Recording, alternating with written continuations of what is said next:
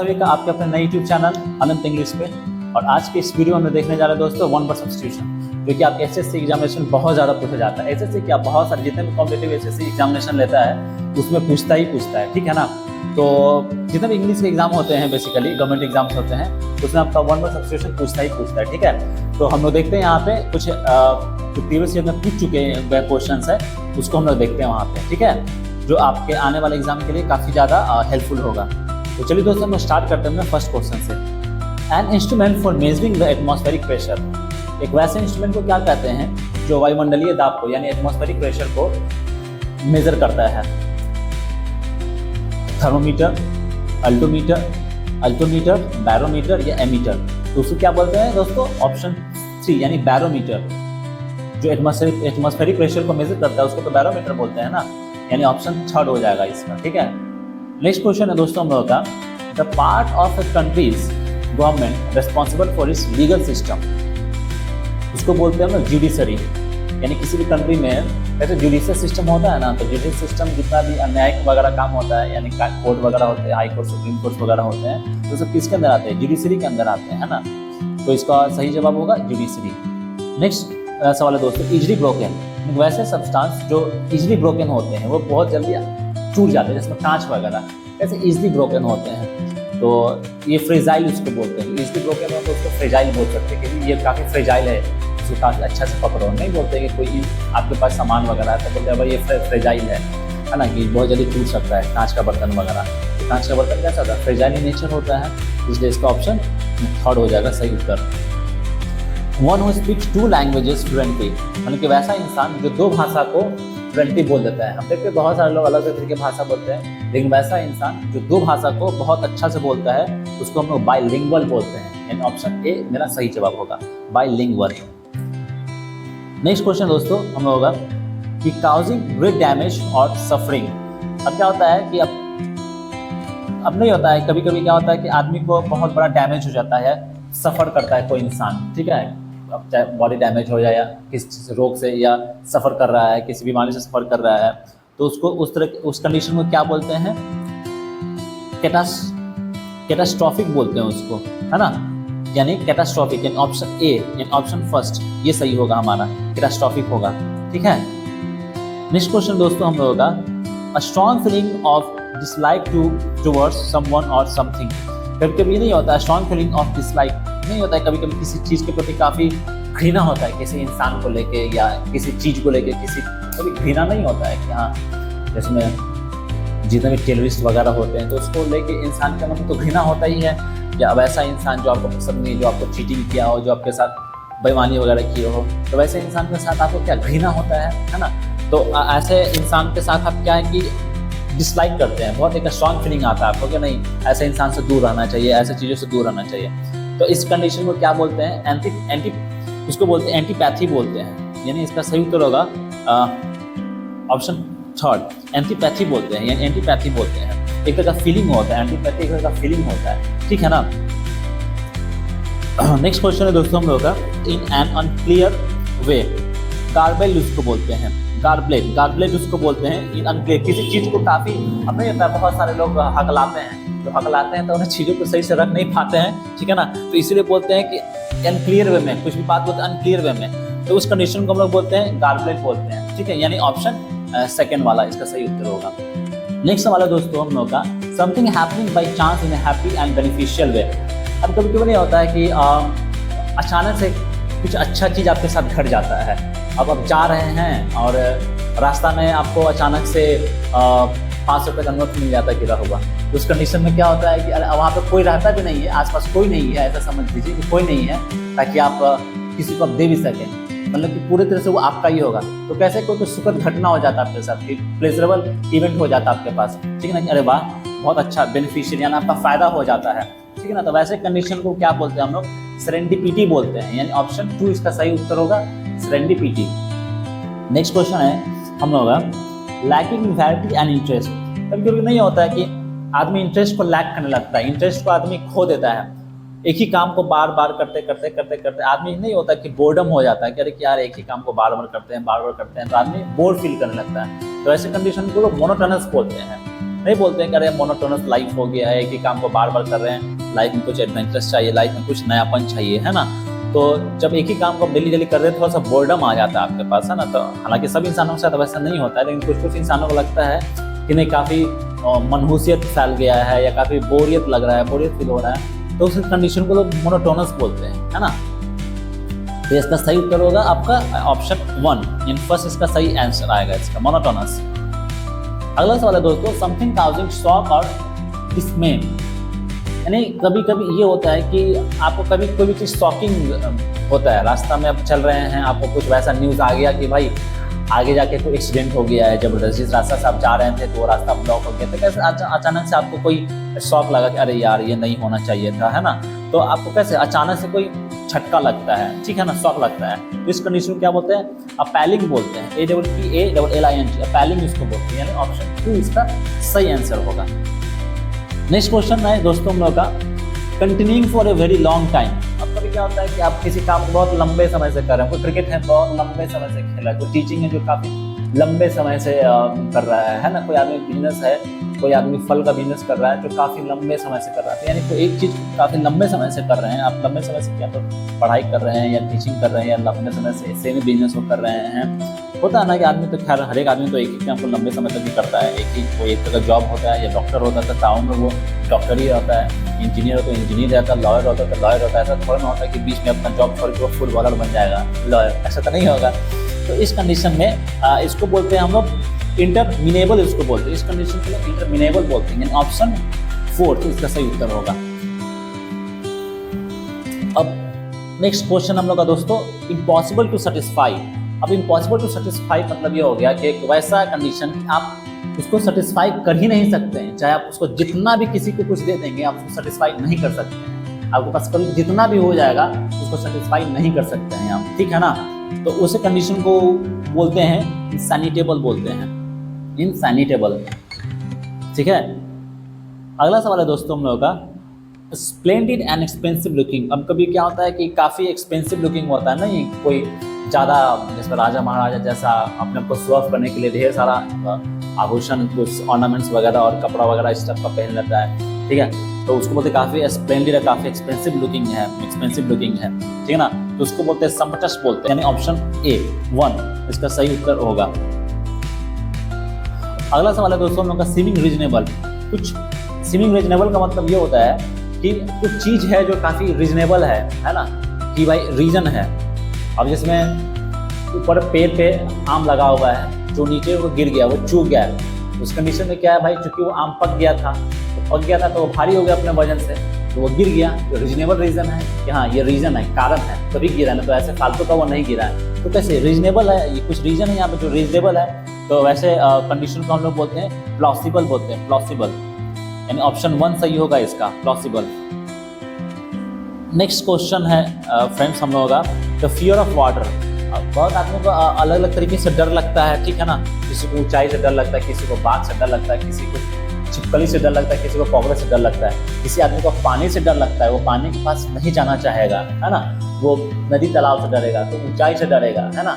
तो जहाँ भी डर का चीज़ आता है, डरता है आदमी, तो उस कंडीशन को अंग्रेज लोग ऐसे डिफाइन किया, फोबिया बोलते हैं अंग्रेजी लोग उसको, फोबिया, ठीक है ना। तो इसीलिए उसको बोलेंगे हाइड्रोफोबिया, है ना, यानी ऑप्शन 3 हम लोग का सही होगा। यानी जो पानी से इंसान डरता है, यानी जो डर बैठ जाता है किसी इंसान के अंदर, तो उस कंडीशन को बोलते हैं हाइड्रोफोबिया। नहीं बोलते अरे यार मेरा दोस्त हाइड्रोफोबिक है, हम लोग कितना अच्छा प्लान बनाए कि चलो हम लोग नदी में तैरा जाए, है ना, स्विमिंग किया जाएगा, है ना, तो मेरा दोस्त मना कर दिया, तो बोले क्यों भाई, उसको हाइड्रोफोबिया है यार, वो पानी से डरता है, वो इसलिए नहीं जा रहा, ठीक है ना, इसी को हाइड्रोफोबिया बोला जाता है। नेक्स्ट क्वेश्चन दोस्तों हम लोगों का, अ डिस्टिंग्विश कंडक्ट और परफॉर्मर ऑफ क्लासिकल म्यूजिक। अब डिस्टिंग्विश कंडक्ट और परफॉर्मर ऑफ क्लासिकल म्यूजिक, अब एक परफॉर्मर जो क्लासिकल म्यूजिक को परफॉर्म करता है, बहुत अच्छा जो क्लासिकल म्यूजिक को परफॉर्म करता है, क्लासिकल म्यूजिक वगैरह बजाता है, तो उसको क्या बोलते हैं, उसको माइस्ट्रो बोलते हैं, ठीक है ना, उसको माइस्ट्रो बोलते हैं, वैसे इंसान को माइस्ट्रो बोला जाता है, ठीक है। अब next question is, a dome shaped shelter built from blocks of solid snow used by Eskimos। अभी क्या है, तो आपको सबको मालूम ही होगा, आप नहीं देखते हैं कि अंटार्कटिका में जो जहाँ बहुत ज़्यादा ठंड गिरता है, जहाँ पोलर बेयर और सील मछली या पेंगुइन्स वगैरह रहते हैं, तो वहाँ पे लोग कैसे अपना घर बना कर रहते हैं, ऐसा एक आर्क टाइप का बना के ऐसे उसमें बनाते हैं, डोम से बना के रहते हैं वहाँ पे, और बर्फ का स्नो का बना कर रखते हैं, उसको इग्लू हम लोग बोलते हैं ना, सब लोग नाम जानता है उसका, इग्लू उसको बोलते हैं उस तरह के घर को। और जहाँ के वहाँ के एस्किमोज, वहाँ के अंटार्कटिका के जो लोग इसमें रहते हैं, इस इग्लू बना के उसको एस्किमो बेसिकली बोलते हैं ना, काफ़ी ठंडा प्रदेश है वो, काफ़ी ठंडा जगह है वहाँ पर, ठीक है, तो उसको इग्लू बोला जाता है, यानी ऑप्शन 4 हम लोग का सही आंसर हो जाएगा। नेक्स्ट क्वेश्चन है the science which studies the crust of the earth. अब वैसे साइंस को क्या बोला जाता है दोस्तों, जो अर्थ का क्रस्ट यानी अर्थ का जो केंद्र होगा, सेंटर होगा, क्रस्ट के बारे में जहाँ पे स्टडी किया जाता है उसको जियोलॉजी बोलते हैं, यानी ऑप्शन 4 इसका सही होगा, यानी जियोलॉजी यानी क्रस्ट का स्टडी को हम लोग बोलते हैं geology. Now we move to our next question, the cultivation of grape vines. अब क्या होता है the cultivation of grape vines.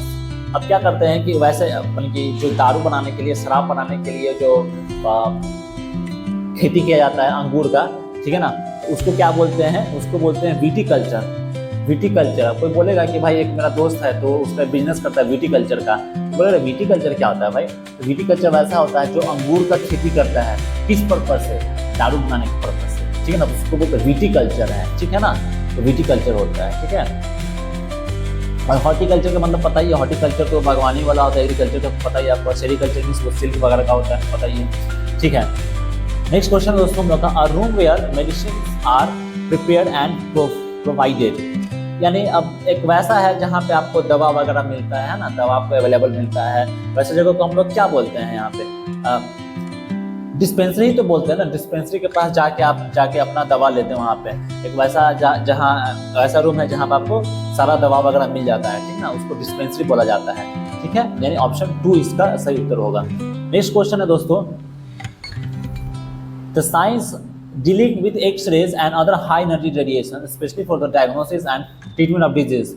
अब जहाँ पे वो नहीं होता है, जहाँ पे लोग अपने रोग वगैरह को यानी अपने डायग्नोस करने के लिए जाते हैं, अपने डिजीज को डायग्नोस करने के लिए जाते हैं, जैसे एक्सरे होता है, एमआरआई मशीन्स होते हैं, सीटी स्कैन वगैरह होता है, तो इस तरह के जो ट्रीटमेंट ऑफ डिजीज के लिए जो डायग्नोसिस किया जाता है, तो इस तरह के साइंस को क्या बोला जाता है। तो नहीं सुनेंगे, बहुत बार सुने होंगे, आपका डॉक्टर आपको बोलता है जांच पड़ताल करने के लिए जाइए, ये जांच करवा के लेकर आइए, तो उसको बोलते हैं रेडियोलॉजिस्ट बोलते हैं, तो कहाँ जाते हैं, रेडियोलॉजिस्ट के पास जाते हैं, ठीक है ना। तो रेडियोलॉजिस्ट वो कौन सा पढ़ाई पढ़े हुआ होता है, वो रेडियोलॉजी का पढ़ाई पढ़े हुआ होता है, ठीक है ना, उसको क्या है जहाँ पे एक्सरे वगैरह के बारे में पढ़ाई, रेडिएशन के बारे में पढ़ाई होता है वहाँ पे, ठीक है। Now we move to our next question friends, fear of heights. अब देखिए फिर से डर वाला आ गया। अब बहुत सारे इंसान को ऊंचाई से डर लगता है, कोई आदमी उतना बिल्डिंग चढ़ेगा नहीं, ऊंचा बिल्डिंग चढ़ेगा ही नहीं, है ना, किसी का होगा कि ऊंचाई से वो कूदेगा ही नहीं, है ना, तो बहुत आदमी को डर होता है ऊंचाई से। तो वैसा ही इंसानों को, अब इस तरह के डर को, ऐसे इंसान को नहीं बल्कि इस तरह से डर को, जो इस तरह के डर से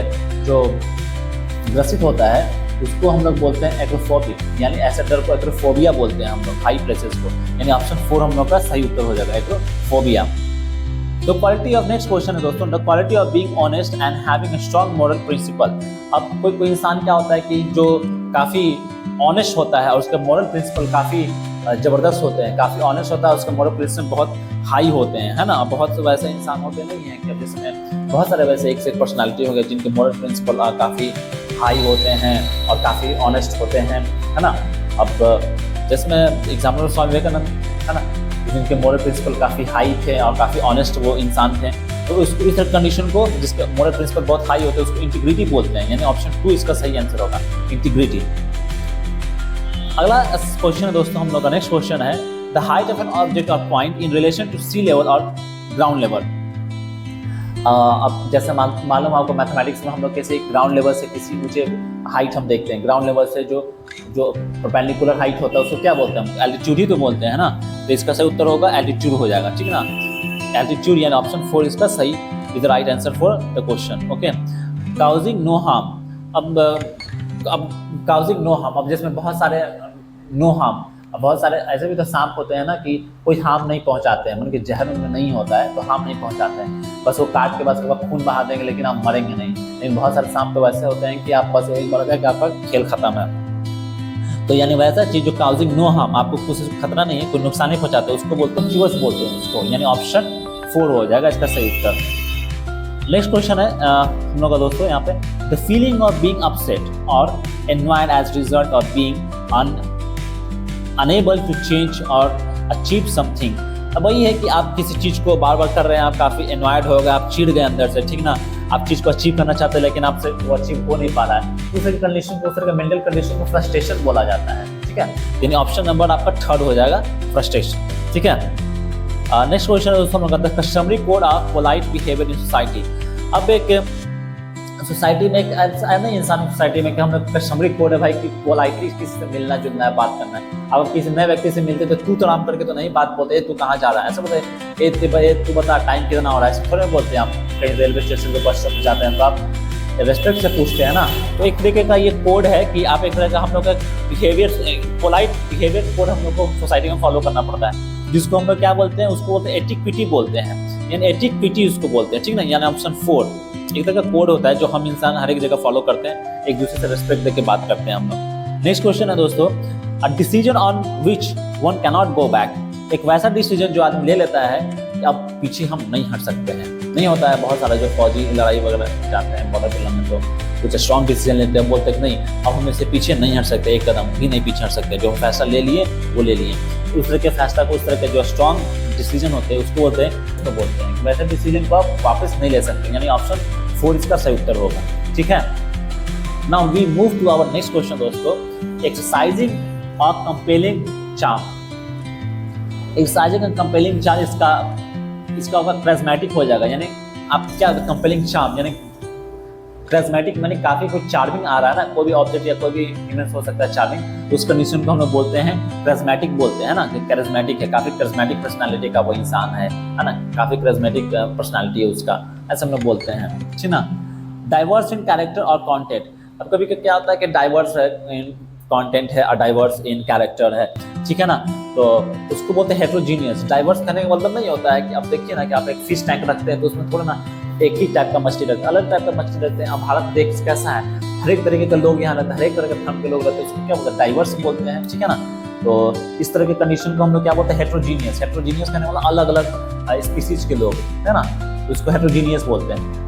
अब नेक्स्ट क्वेश्चन दोस्तों हम लोग का कि द एक्ट ऑफ कंपेलिंग और फोर्सिंग अथॉरिटी ऑन अदर्स। अब कभी कभी होता है कि आप किसी को अपना थोपते हैं कि नहीं तुमको करना ही इस काम को है ना, अपना अधिकार किसी दूसरे पर थोपते हैं। जैसे अंग्रेज क्या करते थे इंडियंस के साथ, जब भारत गुलाम हुआ करते थे तो अंग्रेज क्या थोपते थे, इम्पोज करते थे है ना, फोर्स देते थे अथॉरिटी की, उनकी अथॉरिटी कंपेल करते नहीं, इस काम को तुमको करना है तुमको दुगना टैक्स देना है, या हम ये बोलेंगे तो जबरदस्ती तुमको करवाना होता था, ठीक है। तो इस तरह की कंडीशन को क्या बोलते हैं, इस तरह की कंडीशन को बोलते हैं एक्शन बोलते हैं, कोएरिशन बोलते हैं इसको, ठीक है ना।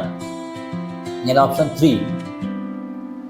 नेक्स्ट क्वेश्चन है हम लोग का दोस्तों, फाउंड एवरीवेयर। अपने कुछ ऐसा चीज जो फाउंड एवरीवेयर हर एक जगह पाया जाता है, जिसको ऑक्सीजन है धरती पर हर एक जगह पाया जाता है ना, तो वैसा चीज जो हर एक जगह पाया जाता है, जो सूर्य का रोशनी हर एक जगह पाया जाता है, उसको क्या बोलते हैं, ओमनी प्रेजेंट बोलते हैं। वैसा चीज जो हर एक जगह पाया जाता है उसको ओमनी प्रेजेंट बोलते हैं, ठीक है। अब next question is the belief that events are predetermined and therefore can not be changed. The belief that events are predetermined and therefore can not be changed, इसका यही मतलब हो गया दोस्तों, ये लोकल वे में इसको ऐसे समझ सकते हैं, क्योंकि जो भाग्य में लिखा होता है वही होता है, जो लिखा हुआ है वही होता है, कोई उसको बदल नहीं सकता है ना। तो ये कहने का मतलब यही हुआ कि उसको क्या बोलते हैं कि एक वैसा बिलीफ है कि पहले से सब कुछ तय है ना, और आप उसको चेंज नहीं कर सकते हैं, तो वैसे कंडीशन को बोलते हैं फैटलिज्म बोलते हैं। यानी ऑप्शन 1 सही जवाब होगा, इसको फैटलिज्म बोलते हैं। अब next question is the exact opposite. Exact opposite मतलब ये होता है कि बिल्कुल उल्टा, एक दूसरे के बिल्कुल उल्टा, मतलब कि वो काफ़ी नहीं होता है कि एक इंसान है जो काफ़ी मतलब गुस्सैल नेचर का है, काफ़ी गुस्सैल, लेकिन उसका भाई है काफ़ी अच्छा नेचर का है, पोलाइट नेचर का है, विनम्र नेचर का है। एग्जाम्पल के तौर पर रावण का एग्जाम्पल लिया जाए और विभीषण का, रावण राक्षस टाइप का था एकदम से है ना, और वही विभीषण उसका भाई साधु की तरह था, तो कैसे एकदम अपोजिट नेचर का है, यानी एग्जैक्ट अपोजिट है एक दूसरे का नेचर। तो उस तरह की कंडीशन को क्या बोलते हैं, एंटीथेसिस बोलते हैं है ना, उसी कंडीशन को एंटीथेसिस बोला जाता है, ठीक है। अब नेक्स्ट क्वेश्चन हम लोग दोस्तों यहाँ पे टचिंग अलोंग द साइड और बाउंड्री। अब क्या होता है कि touching along the side of किसी चीज को, यानी किसी चीज को बाउंड्री को टच कर रहे होते हैं ना, किसी बॉडी को या किसी साइड को टच कर रहे होते हैं, तो उस कंडीशन को कंटिजियस बोलते हैं, यानी ऑप्शन 4 इसका सही जवाब होगा, कंटिजियस बोलते हैं, कंटिजियस, ठीक है ना। अब नेक्स्ट क्वेश्चन है दोस्तों यहाँ पे, one who study human society and their culture. वैसा इंसान मतलब कि जो इंसानी सभ्यता के बारे में, ह्यूमन सोसाइटी के बारे में, कल्चर के बारे में पढ़ता है, उसको बोलते हैं यहाँ पे एंथ्रोपोलॉजिस्ट बोलते हैं। एंथ्रोपोलॉजिस्ट बोलते हैं, यानी ऑप्शन 4 नंबर का सही जवाब होगा। एंथ्रोपोलॉजिस्ट का मतलब ये हो गया कि वैसा इंसान जो ह्यूमन सोसाइटी के बारे में, उसके कल्चर के बारे में स्टडी करता है, उसको एंथ्रोपोलॉजिस्ट बोलते हैं। अब वैसे जो आदमी बीमारी का ठीक करता है उसको डॉक्टर्स बोलते हैं, जो फुटबॉल करता है उसको फुटबॉलर बोलते हैं, जो क्रिकेट करता है क्रिकेटर बोलते हैं। उसी तरह से जो ह्यूमन सोसाइटी के बारे में जो स्टडी करता है और उसके कल्चर का स्टडी करता है उसको बोलते हैं एंथ्रोपोलॉजिस्ट बोलते हैं। अब नेक्स्ट क्वेश्चन है दोस्तों यहाँ पे, कंसिस्टिंग ऑफ मेनी थिंग्स और पार्ट्स। एक वैसा चीज है जो कंसिस्टिंग ऑफ मेनी थिंग्स और पार्ट्स, यानी मल्टी, इसको बोलते हैं मल्टीट्यूडनस बोलते हैं उसको, मल्टीट्यूडनस, जो कि बहुत सारा उसमें पार्ट्स होता है। अब नहीं होता है, मान लीजिए कि अब कोई कार ही है तो उसके इंजन में कितने सारे पार्ट्स होते हैं, है ना, बहुत सारे पार्ट्स होते हैं, अलग अलग तरीके के पार्ट्स होते हैं, तो मल्टीट्यूडनस हो गया ना, इसीलिए इसका ऑप्शन 4 होगा सही उत्तर। अब next question is here, making a show of being morally superior to other. Making a show of being morally superior to others, यानी कि वैसा शो बनाना जो कि हम अपने आप को ये शो करना चाहते हैं कि हम दूसरों से ज़्यादा मोरल है। Making a show of being morally superior to others, मतलब कि वैसा बिहेव करना ताकि ये लगे कि नहीं हम सामने वाला से ज़्यादा मोरल है। फॉर एग्जाम्पल, आपका पड़ोसी है, वो सुबह सुबह अपने सामने वाला कुत्ता को, जो स्ट्रीट डॉग है, उसको 2 कुत्ता देता है। अब आपका उसको कंपटीशन में जो आपका सामने वाला दोस्त है, अब वो आपसे ज़्यादा मोरल हो जाएगा, वो बोलेगा नहीं तू 2 रोटी देता, हम 4 रोटी देंगे उसको, है ना। तो इस तरह के जो नेचर होता है, इस तरह के जो बिहेवियर होता है, उसको हम लोग बोलते हैं दोस्तों कि सैंक्टिमोनियस बोलते हैं इसको, ठीक है ना। तो सैंक्टिमोनियस बोलते हैं इस तरह के कंडीशन को, सैंक्टिमोनियस, यानी ऑप्शन 4 इसका सही जवाब होगा। अब next question is here, a private conversation between 2 people. अब कोई 2 आदमी जो आपस में जो बात कर रहे हैं फोन पे या कहीं भी किसी तरीके से जो बात कर रहे हैं, काफ़ी प्राइवेट बात चल रहा है, इस तरह के जो प्राइवेट बात होता है उसको बोलते हैं टेटे ए टेटे। प्राइवेट बात लोग करते हैं उसको टेटे ए टेटे बोलते हैं, यानी ऑप्शन 2 हम लोग का सही उत्तर होगा यहाँ पे। अब नेक्स्ट क्वेश्चन इज दोस्तों, proceeding in a gradual way and secretly intending to cause harm. अब क्या होता है प्रोसीडिंग ग्रेजुअल वे, अब क्या होता है ना कि काफ़ी नहीं किसी को नुकसान पहुंचाना होता है, काफ़ी सीक्रेटली कोई जाल बिछाता है किसी को मारने का, किसी को नुकसान पहुंचाने का। ये जो सीक्रेसी अपनाया जा रहा है ना, काफ़ी चोरी छुप के, यानी सीक्रेट तरीके से चाल, यानी कॉन्स्पिरेसी षड्यंत्र रख के किसी को हार्म पहुंचाने का, नुकसान पहुंचाने का, है ना, इस नियत से। तो इस तरह की कंडीशन को क्या बोलते हैं, इंसीडियस बोला जाता है इस कंडीशन, इंसीडियस, यानी ऑप्शन 4 सही उत्तर होगा यहाँ पे। तो आज के लिए इतना ही दोस्तों, ठीक है ना, मिलते किसी नेक्स्ट वीडियो में, तब तक के लिए stay safe and stay healthy.